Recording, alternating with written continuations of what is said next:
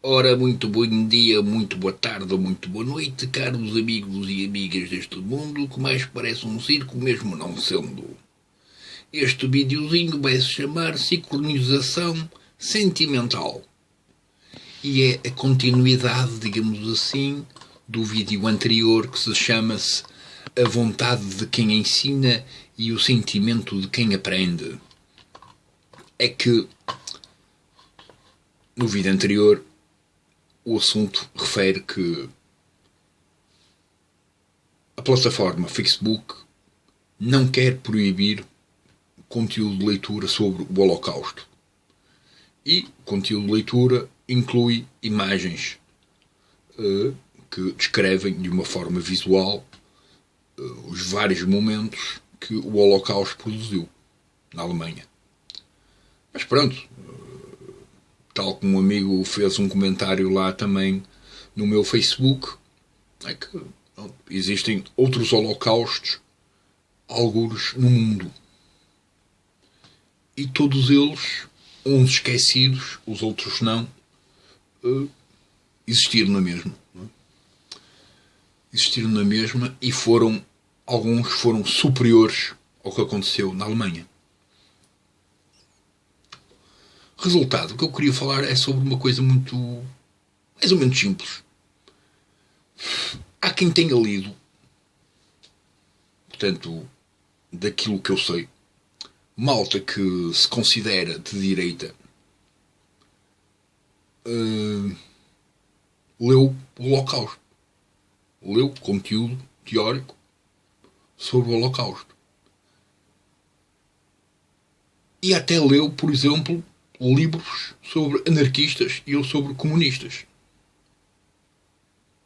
O facto de ter lido não fez com que se tornassem tudo aquilo que o conteúdo do livro expunha.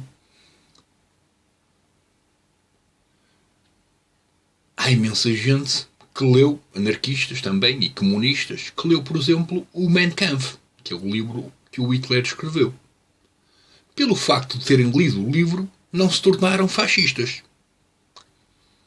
É que a tal notícia prevê que exista uma espécie de aumento de ignorância, tendo em conta que existe um aumento de fascismo, ou do fascismo. Contudo, é como eu digo, quando alguém se... Portanto, no fundo, quando alguém está face a um conteúdo qualquer teórico, pode ignorar aquilo ou pode abraçar aquilo. Não depende nem da vontade do professor que pode aconselhar o livro, não depende da vontade do escritor que escreveu aquilo, mas depende simplesmente de quem lê e de quem lê se identifica com o conteúdo. Há imensas pessoas que leram a Bíblia.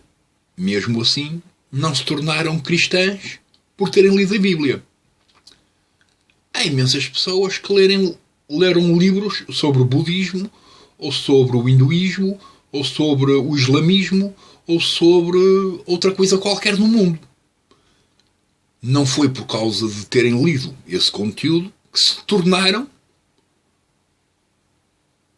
a expressão real daquele conteúdo. Mesmo que, tal como eu digo num vídeo chamado qualquer coisa dos livros, não é? Eu já nem me recordo. Deixa eu ver se tenho aqui livros. Deixa eu ver. A influência dos livros, chama-se assim o vídeo. Mesmo que a maior parte das coisas que foram produzidas na realidade foram produzidas via a leitura e a racionalização do teor puramente teórico dos livros. Portanto, o rapaz ou a rapariga, isto é, o homem ou a mulher, que se tornou ora cristão, ora muçulmano, ora budista, tornaram-se porque houve uma identificação do conteúdo consigo próprios.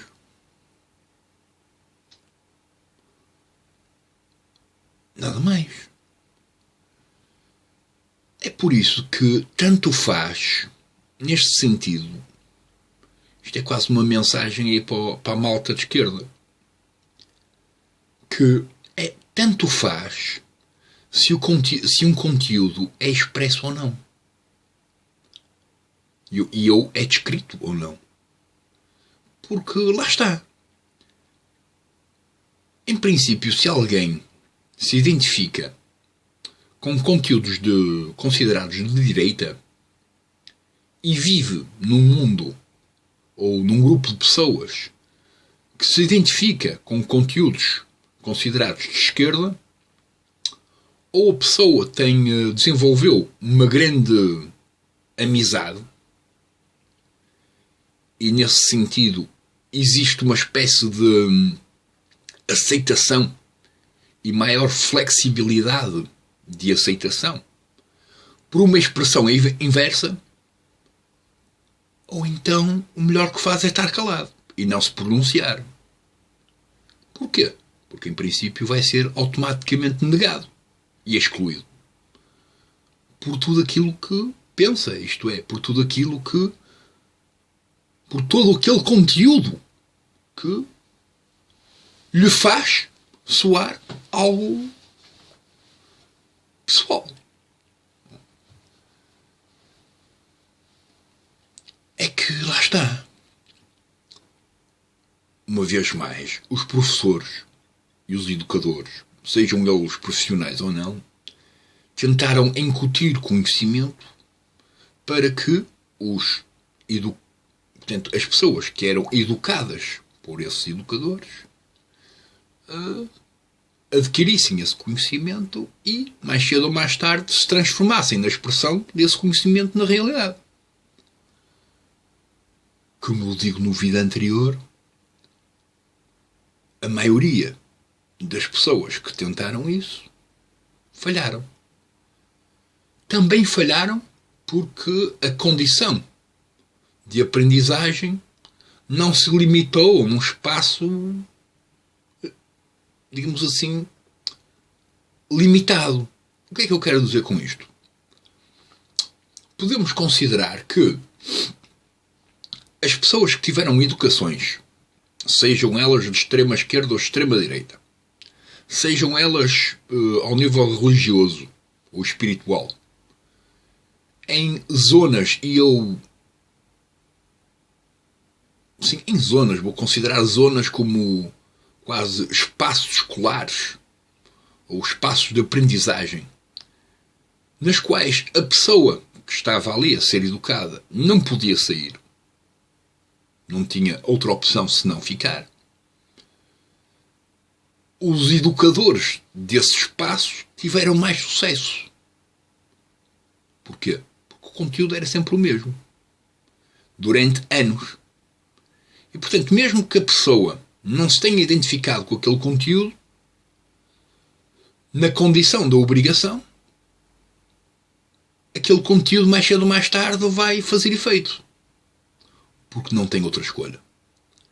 Entretanto, há sempre algumas pessoas que ora fogem do sítio porque aquilo não lhes faz mesmo qualquer sentido, ora negam aquele conteúdo porque estão fartas de terem que memorizar conteúdo que não lhes faz sentido.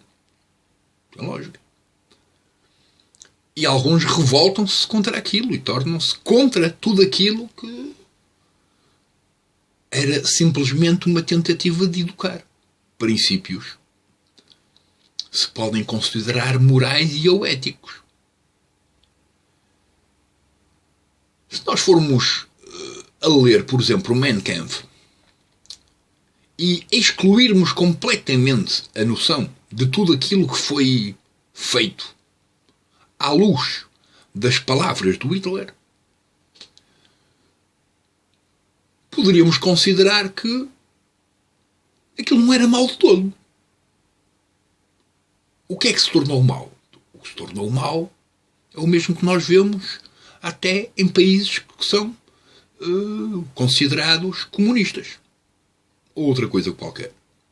Que é esta noção de que vai haver um grupo de pessoas, principalmente os militares, que vão produzir ações em prol daquilo que foi pronunciado pelo líder. O líder na altura era o Hitler, o gajo pronunciou umas coisas e o pessoal, sem questionar, tentou produzir aquilo que foi expresso.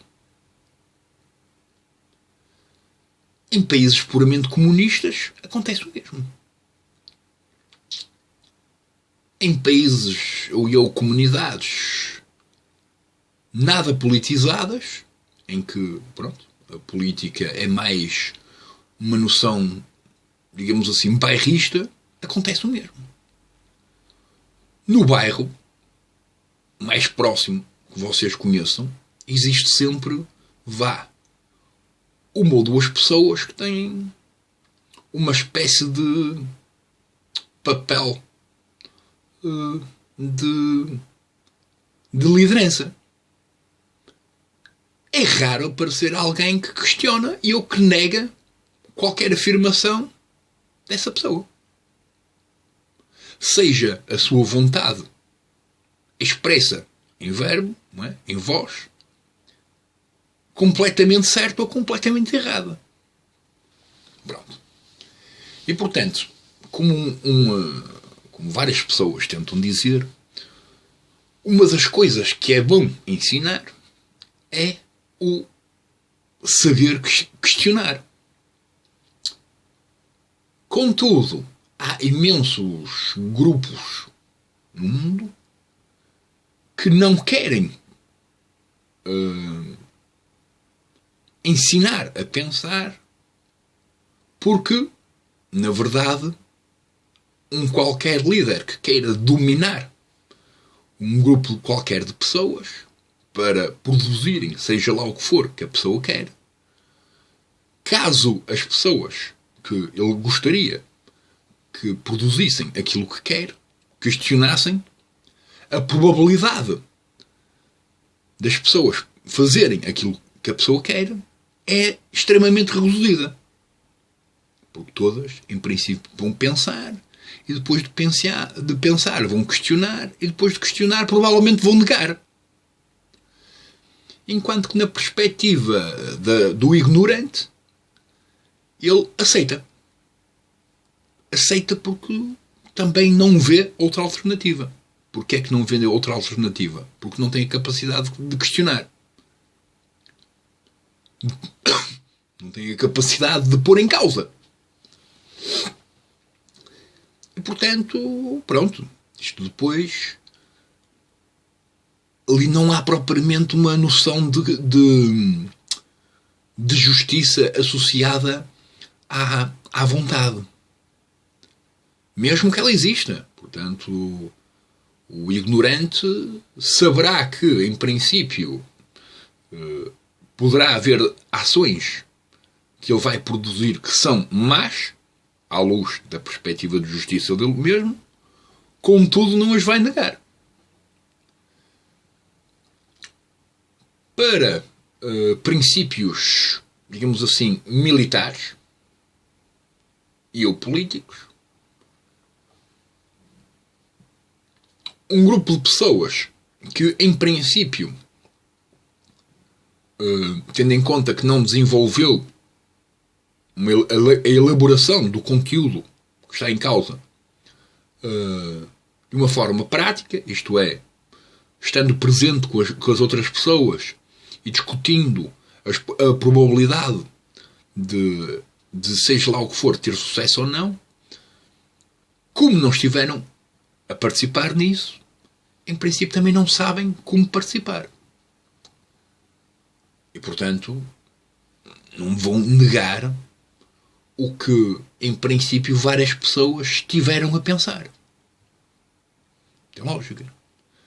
Não vamos considerar que o ignorante é completamente ignorante nesse sentido. Porque até o sábio, vamos considerar que é um sábio de astronomia, ele não vai negar o conhecimento expresso pelo sábio de astrologia.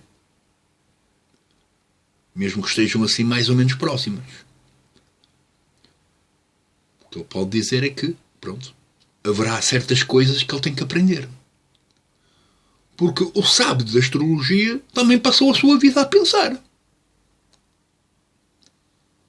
E não há ninguém neste mundo, em princípio, não é? Que seja superior aos outros em tudo o que está associado ao conhecimento.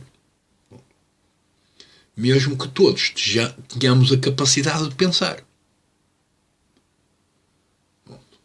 É tipo a maior parte, não todos, mas a maior parte das pessoas deste mundo que inventaram seja lá o que for. Ou que descobriram seja lá o que for. Ao nível teórico. A maioria não usufruiu de tudo aquilo que descobriu. Pronto. E fica assim este videozinho com o nome Sincronização Sentimental. Porque, lá está. Eu posso gostar de música clássica, por exemplo. Gosto.